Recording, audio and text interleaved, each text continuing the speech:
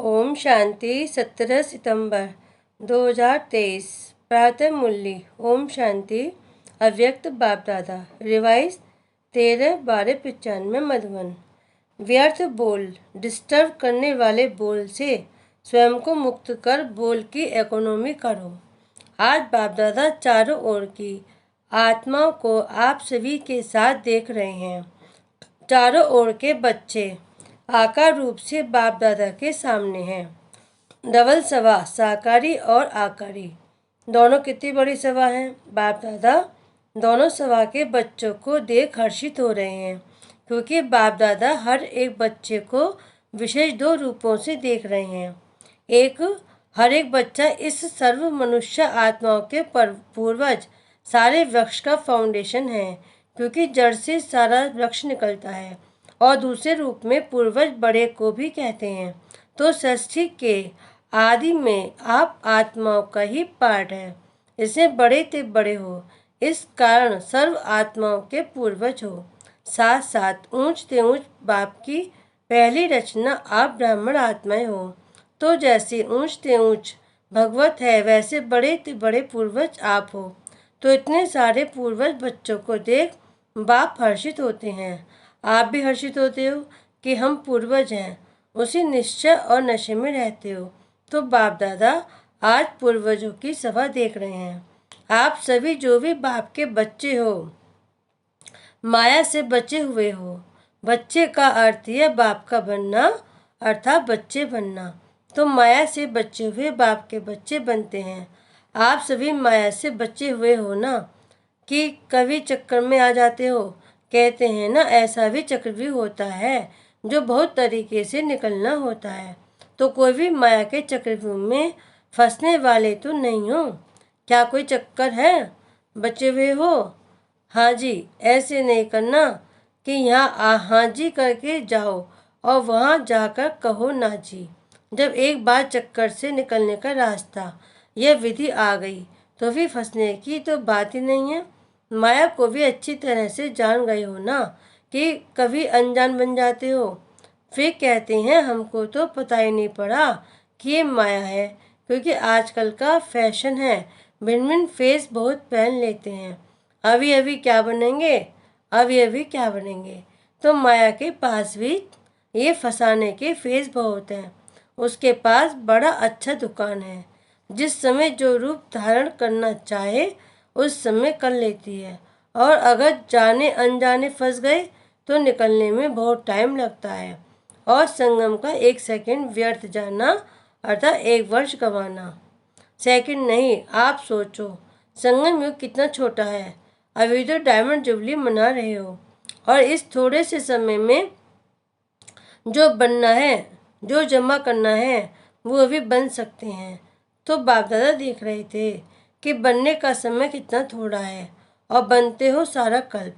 तो कहाँ 5000 और कहाँ अभी 60 वर्ष। चलो आगे कितना भी समय होगा, लेकिन हजारों के गिनती में तो नहीं होगा ना। तो इस थोड़े से समय में राज्य अधिकारी बनने व रॉयल फैमिली में आने के लिए क्या करना होगा।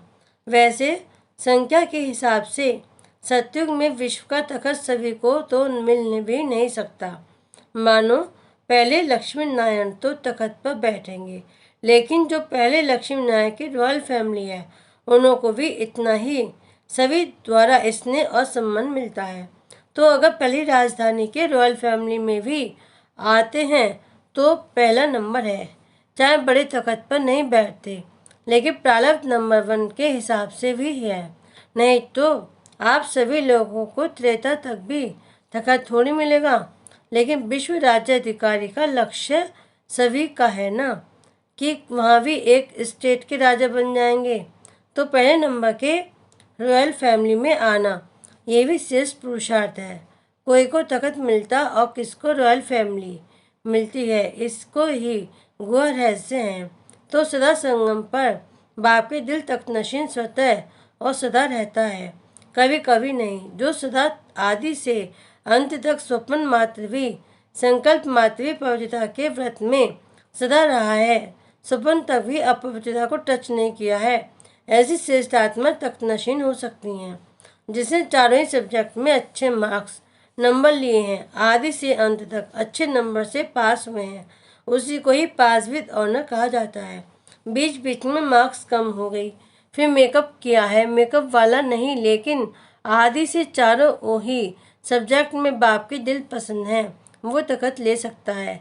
साथ साथ जो ब्राह्मण संसार में सबके प्यारे, सबके सहयोगी रहे हैं, ब्राह्मण परिवार हर एक दिल से सम्मान करता है, ऐसे सम्मानधारी तक नशीन बन सकता है। अगर इन बातों में किसी न किसी में कमी है तो वो नंबर वार रॉयल फैमिली में आ सकता है, चाहे पहली में आवे, चाहे 8वीं में आवे, चाहे त्रेता में आए। तो अगर तकनशीन बनना है तो इन सभी बातों को चेक करो। अगर सेवा में 100 मार्क्स जमा है और धारणा में 25% तो क्या होगा, वो अधिकारी बनेगा। कई बच्चे और सब्जेक्ट में आगे चले जाते हैं, लेकिन प्रैक्टिकल धारणा में जैसा समय है वैसा अपने को मोल्ड करना, वो है रियल गोल्ड। कहाँ कहाँ माया बच्चों से भी होशियार हो जाती है, वो फट से समय प्रमाण स्वरूप धारण कर लेती है। और बच्चे क्या कहते हैं, बाप के पास तो सबकी बातें आती हैं ना, मानो एक रॉन्ग है और दूसरा राइट है। ऐसे भी होता है कि दोनों तरफ की कोई ना कोई कमी होती है, लेकिन मानो आप बिल्कुल ही अपने को राइट समझते हो और दूसरा बिल्कुल ही रॉन्ग है, तो आप राइट हो और वो रॉन्ग है। फिर भी जैसा समय, जैसा वायुमंडल देखा जाता है, वैसे अपने को चाहे सम्मानना पड़ता है, चाहे मिटाना पड़ता है, चाहे किनारा करना पड़ता है। लेकिन बच्चे क्या कहते हैं कि क्या हर बात में हर समय हमको ही मरना है क्या, मरने के लिए हम हैं क्या, और मौज मनाने के लिए ये हैं, सदा ही मरना है। ये मरना तो बहुत मुश्किल है, मर जीवा तो बन गए, वो तो सहज है। ब्रह्मा कुमारी बन गए थे, भी तो मरजीवा बनने ना, ये मरना तो बहुत सहज हो गया, मर गए, ब्रह्मा कुमारी बन गए। लेकिन ये बार बार का मरना ये बहुत मुश्किल है ना। छोटियाँ कहती हैं कि हमको ही ज़्यादा मरना पड़ता है और बड़े कहते हैं कि हमको ही ज़्यादा सुनना पड़ता है। तो आपको सहन करना पड़ता, उन्हों को सुनना पड़ता, तो मरना किसको है, कौन मरे, एक मरे, दोनों मरे, दोनों ही मर गए तो बात खत्म, खेल खत्म। तो मरना आता है या थोड़ा मुश्किल लगता है, थोड़ा सांस हाँफता है, मुश्किल सांस निकलता है, तकलीफ होती है। उस समय जब कहते हो ना कि क्या हमें ही मरना है, हमें ही बदलना है, क्या मेरी ही जिम्मेवारी है बदलने की, दूसरी की भी तो है, आधा आधा बांट लो, तुम इतना मरो मैं इतना मरूं। बाप दादा को तो उस समय रहम भी बहुत आता है, लेकिन ये मरना नहीं है, ये मरना सदा के लिए जीना है। लोग कहते हैं ना कि बिना मरे स्वर्ग में नहीं मिलेगा, तो उस मरने से तो स्वर्ग मिलता नहीं, लेकिन इस मरने से स्वर्ग का अधिकार जरूर मिलेगा। इसलिए ये मरना अर्थात स्वर्ग का अधिकारी बनना। डर जाते हो ना, मरना पड़ेगा, सहन करना पड़ेगा, तो छोटी बात बड़ी हो जाती है।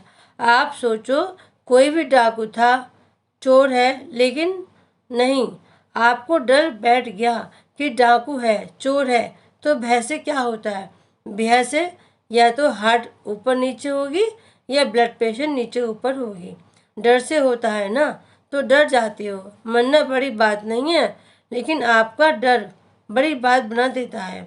फिर कहते हैं पता नहीं हमको क्या होता है, पता नहीं, लेकिन जैसे हिम्मत से मरजीवा बनने में भय नहीं किया, खुशी खुशी से किया, ऐसे खुशी खुशी से परिवर्तन करना है। मरना शब्द नहीं है, लेकिन आपने मरना शब्द कह दिया है, इसलिए डर जाते हैं।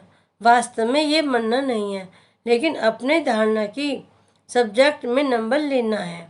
सहन करने में घबराओ मत।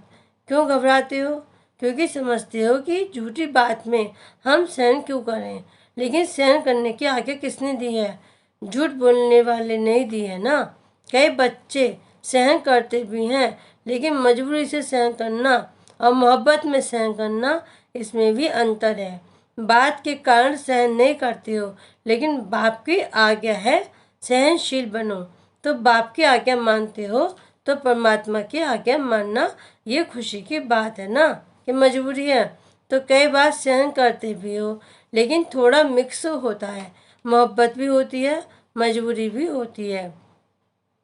सहन कर ही रहे हो तो क्यों नहीं खुशी से करो, मजबूरी से क्यों करो। वो व्यक्ति सामने आता है ना तो मजबूरी लगती है, और बाप सामने आवे कि बाप के आगे पालन कर रहे हैं तो मोहब्बत लगेगी, मजबूरी नहीं। तो ये शब्द नहीं सोचो, आजकल ये थोड़ा कॉमन हो गया है। मरना पड़ेगा, मरना पड़ेगा। कब तक मरना पड़ेगा, अंत तक, या 2-4 साल, 1 साल, 6 मास, फिर तो अच्छा मर जाए। लेकिन कब तक मरना है। लेकिन यह मरना नहीं है, अधिकार पाना है। तो क्या करेंगे, मरेंगे। ये मरना शब्द खत्म कर दो। मरना सोचते हो ना तो मरने से तो डर लगता है ना। देखो, अपना मृत्यु तो छोड़ो, कोई कोई तो दूसरे का मृत्यु देखकर भी डर जाते हैं। तो ये शब्द परिवर्तन करो, ऐसे ऐसे बोल नहीं बोलो, शुद्ध भाषा बोलो। ब्राह्मणों की डिक्शनरी में ये शब्द है ही नहीं। पता नहीं किसने शुरू किया है, किया तो आप लोगों में से ही है ना। आप माना, जो सामने बैठे हैं वह नहीं, ब्राह्मणों ने ही किया है। बाप दादा ने तो ये एक मिसाल सुनाया, लेकिन सारे दिन में ऐसे व्यर्थ बोल या मजाक के बोल बहुत बोलते हैं। अच्छे शब्द नहीं बोलेंगे, लेकिन कहेंगे मेरा भाव नहीं था, ये तो मजाक में कह दिया। तो ऐसा मजाक क्या ब्राह्मण जीवन में आपके नियमों में है? लिखा हुआ तो नहीं है। कभी पढ़ा है कि मजाक कर सकते हैं? मजाक करो लेकिन ज्ञान युक्त, योग युक्त। बाकी व्यर्थ मजाक, जिसको आप मजाक समझते हो लेकिन दूसरे की स्थिति डगमग हो जाती है, तो वह मजाक हुआ या दुख देना हुआ। तो आज बाप दादा ने देखा कि एक तो सभी पूर्वज हैं और दूसरा सबसे बड़े ते बड़े पूज्य आत्माएं भी आप हो। आप जैसी पूजा सारे कल्प में किसकी नहीं होती। तो पूर्वज भी हो और पूज्य भी हो, लेकिन पूज्य भी नंबर वार हैं। जो भी ब्राह्मण बनते हैं उनकी पूजा होती जरूर है, लेकिन किसकी विधि पूर्वक होती है और किसकी काम चलाऊ होती है। तो जो ब्राह्मण यहाँ भी योग में बैठते हैं, लेकिन काम चलाओ, कुछ नींद किया, कुछ योग किया, कुछ व्यर्थ सोचा और कुछ शुभ सोचा, तो ये काम चलाऊ हुआ ना। सफ़ेद बत्ती जल गई, काम पूरा हो गया। ऐसे धारणा में भी काम चलाऊ बहुत होते हैं। कोई भी सरकमस्टांस आएगा तो कहेंगे अभी तो ऐसे करके चलाओ, पीछे देखा जाएगा। तो ऐसों की पूजा काम चलाऊ होती है। देखो, लाखों शालिग्राम बनाते हैं, लेकिन क्या होता है, विधि पूर्वक पूजा होती है, काम चलाऊ होती है ना। पाइप से निला दिया और तिलक कटोरी भर के पंडित लोग ऐसे ऐसे कर देते हैं, छिड़क देते हैं, तिलक लग गया। तो ये क्या हुआ, काम चलाऊ हुआ ना। पूज्य सभी बनते हो, लेकिन कैसे पूज्य बनते हो तो वो नंबरवार है। किसकी हर कर्म की पूजा होती है। दातून का भी दर्शन होता है। दातून हो रहा है, मथुरा में जाओ तो दातून का भी दर्शन कराते हैं। इस समय दातून का समय है, तो काम चलाऊ नहीं बनना, नहीं तो पूजा भी ऐसी होगी। अच्छा, सभी टीचर्स खुश हो, या कोई कोई इच्छा अभी भी मन में है। कोई भी इच्छा होगी तो अच्छा बनने नहीं देगी। यह इच्छा पूर्ण करो या अच्छा बनो, आपके हाथ में है। और देखा जाता है कि इच्छा ऐसी चीज़ है, जैसे धूप में आप चलते हो तो आपकी परछाई आगे जाती है और आप उसको पकड़ने की कोशिश करो तो पकड़ी जाएगी, और आप पीठ करके आ जाओ तो वो परछाई कहाँ जाएगी, आपके पीछे पीछे आएगी। तो इच्छा अपनी तरफ आकर्षित कर रुलाने वाली है, और इच्छा को छोड़ दो तो इच्छा आपके पीछे पीछे आएगी। मांगने वाला कभी भी संपन्न नहीं बन सकता। और कुछ नहीं मांगते हो, लेकिन रॉयल मांग तो बहुत है। जानते हो ना रॉयल मांग क्या है? अल्पकाल का कुछ नाम मिल जाए, कुछ शान मिल जाए, कभी हमारा भी नाम विशेष आत्मा में आ जाए, हम भी बड़े भाइयों में गिने जाएं, हम भी बड़ी बहनों में गिने जाएं। आखिर हमको भी तो चांस मिलना चाहिए। लेकिन जब तक मांगता हो तब तक कभी खुशी के खजाने से संपन्न नहीं हो सकते। ये मांग के पीछे या कोई भी हद की इच्छाओं के पीछे भागना ऐसे ही समझो जैसे मृग तृष्णा है। इससे सदा ही बचकर रहो। छोटा रहना कोई खराब बात नहीं है। छोटे शुमान अल्लाह हैं, क्योंकि बाप दादा के दिल पर नंबर आगे हैं। अल्पकाल की इच्छा का अनुभव करके देखा होगा ना, तो रुलाती है या हंसाती है? रुलाती है ना। तो रावण की आज्ञा है रुलाओ। बाप तो आप तो बाप के हो ना, तो बाप हंसाने वाला है या रुलाने वाला? आज बाप दादा विशेष इस पर अटेंशन दिला रहे हैं कि व्यर्थ बोल जो किसको भी अच्छे नहीं लगते।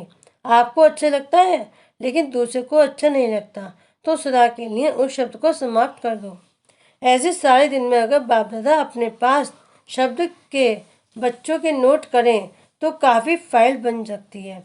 यह अपशब्द, व्यर्थ शब्द, जोर से बोलना, ये जोर से बोलना भी वास्तव में अनेकों को डिस्टर्ब करना है। ये नहीं बोलो मैं तो आवाज़ ही बड़ा है। माया जीत बन सकते हो और आवाज़ जीत नहीं बन सकते। तो ऐसे किसी को भी डिस्टर्ब करने वाले बोल और व्यर्थ बोल नहीं बोलो। बात होती है तो दो शब्दों की, लेकिन आधा घंटा उस बात को बोलते रहेंगे। तो ये जो लंबा बोल बोलते हो, जो 4 शब्दों में काम हो सकता है, वो 12-15 शब्द नहीं बोलो। आप लोगों का स्लोगन है कम बोलो धीरे बोलो। तो जो कहते हैं ना हमारा आवाज़ बहुत बड़ा है, हम चाहते नहीं हैं लेकिन आवाज़ ही बड़ा है, तो वो गले में एक स्लोगन लगाकर डाल ले में। होता क्या है, आप लोग तो अपनी धुन में जोर से बोल रहे हो, लेकिन आने जाने वाले सुन करके ये नहीं समझते हैं कि इसका आवाज़ बड़ा है, वो समझते हैं पता नहीं झगड़ा हो रहा है। तो ये भी डिससर्विस हुई। इसलिए आज का पाठ दे रहे हैं, व्यर्थ बोल या किसी को भी डिस्टर्ब करने वाले बोल से अपने को मुक्त करो। व्यर्थ बोल मुक्त, फिर देखो अव्यक्त फरिश्ता बनने में आपको बहुत मदद मिलेगी। बोल बोल बोल बोलते रहते हो। अगर बाप दादा टेप भरकर आपको सुनाए ना तो आपको भी हंसी आएगी। तो क्या पाठ पक्का किया है? बोल की इकोनॉमी करो, अपने बोल की वैल्यू रखो। जैसे महात्मा को कहते हैं ना सत्य वचन महाराज, तो आपके बोल सदा सत्य वचन अर्थात कोई ना कोई प्राप्ति कराने वाले वचन हो। किसको चलते फिरते हंसी में कह देते हो ये तो पागल है, ये तो बेसमझ है। ऐसे कई शब्द बाप दादा अभी भूल गए हैं लेकिन सुनते हैं। तो ब्राह्मणों के मुख से ऐसे शब्द निकलना ये मानो आप सत्य वचन महाराज वाले किसी को श्राप देते हो। किसको श्रापित नहीं करो, सुख दो। युक्ति युक्त बोलो और काम का बोलो, व्यर्थ नहीं बोलो। तो जब बोलना शुरू करते हो तो 1 घंटे में चेक करो कि कितने बोल व्यर्थ हुए और कितने सत्वचन हुए। आपको अपने बोल की वैल्यू का पता नहीं, तो बोल की वैल्यू समझो। आप शब्द नहीं बोलो, कुछ शब्द बोलो, क्योंकि अभी लास्ट मास है और आदि का मास डायमंड जुबली है। तो सारा साल डायमंड बनेंगे, ये 6 मास बनेंगे, सारा साल बनेंगे ना। इसलिए बाप दादा डायमंड जुबली के पहले बच्चों को विशेष अटेंशन दिला रहे हैं। बाप दादा चारों ओर के दृश्य तो देखते रहते हैं, सारा दिन नहीं देखते रहते हैं, सेकंड में अब सब देख सकते हैं। तो पाठ पक्का किया, मुक्त बनना है या थोड़ा थोड़ा युक्त और थोड़ा थोड़ा मुक्त, हर एक अपने को देखो। ये नहीं शुरू करना कि बाबा ने वाणी चलाई फिर भी बोल रहा है, दूसरे को नहीं देखना, अपने आप को देखो।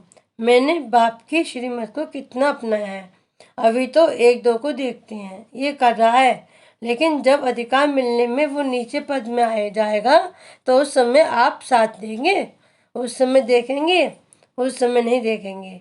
फिर अभी क्यों देखते हो? अच्छा, सभी मुक्त बनेंगे ना। सभी को पाठ याद है? कौन सा पाठ? व्यर्थ बोल मुक्त याद है? भूल तो नहीं गया? अच्छा, चारों ओर के पूर्वज आत्माओं को सदा इस निश्चय और नशे में रहने वाली श्रेष्ठ आत्माओं को सदा बाप के श्रीमत प्रमाण हर कर्म करने वाले कर्म योगी आत्माओं को सदा दृढ़ संकल्प से बाप के हर कदम पर कदम रखने वाले फॉलो फादर बच्चों को बहुत बहुत याद प्यार और नमस्ते। डबल विदेशियों को डबल नमस्ते। हम रूहानी बच्चों की रूहानी बाप दादा को याद प्यार, गुड मॉर्निंग और नमस्ते नमस्ते नमस्ते। ओम शांति। वरदान, लौकिक को अलौकिक में परिवर्तन कर घर को मंदिर बनाने वाले आकर्षण मूल भाव। प्रवृत्ति में रहते घर के वायुमंडल को ऐसा बनाओ जिसमें कोई भी लौकिकता न हो। कोई भी आए तो अनुभव करे ये तो अलौकिक है, लौकिक नहीं। ये साधारण घर नहीं लेकिन मंदिर है। यह है पवित्र प्रवृत्ति वालों की सेवा का प्रत्यक्ष स्वरूप। स्थान भी सेवा करे, वायुमंडल भी सेवा करे। जैसे मंदिर का वायुमंडल सबको आकर्षित करता है, ऐसे आपके घर से पवित्रता की खुशबू आए तो वह खुशबू स्वतः चारों ओर फैलेगी और सबको आकर्षित करेगी। स्लोगन: मन बुद्धि को दृढ़ता से एकाग्र कर कमजोरियों को भस्म कर दो, तब कहेंगे सच्चे योगी।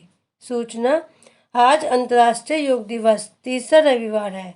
सायं 6:30 से 7:30 बजे तक सभी भाई बहनों योग अभ्यास में अनुभव करें कि मुझ आत्मा द्वारा प्रज्वलता की किरणें निकलकर सारे विश्व को पावन बना रही हैं।